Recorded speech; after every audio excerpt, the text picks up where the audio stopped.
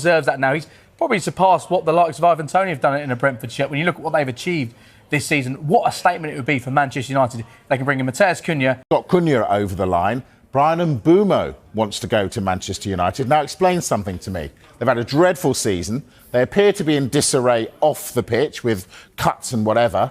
What's the appeal of Manchester United?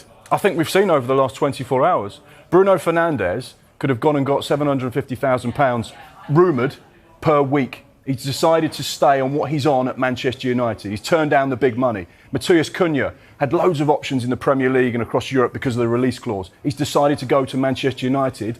With all that recent history of that club not performing, they still have a huge pull for players, regardless of no European football.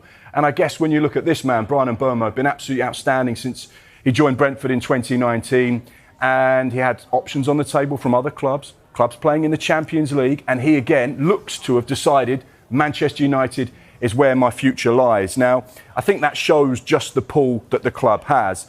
To go into the detail of this particular deal, now, Brentford have the option of 1 year plus a further year on his contract. No release clause, but they believe the way he's performed since he arrived in 2019, 200 plus appearances, around 70 goals, he's earned the right to move on. He's earned the right to play for a big club. He's earned the right to prove himself at the highest.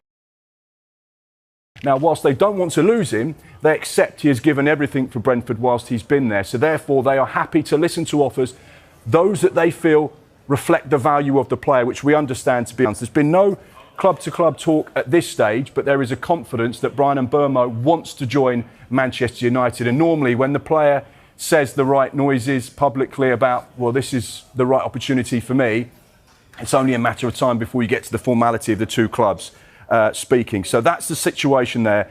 We know that this is one potentially to happen, but it's just a matter of time. And that would be a big part of what Manchester United are doing, that rebuild, and in particular having two number 10s, which is what Ruben Amorim wants.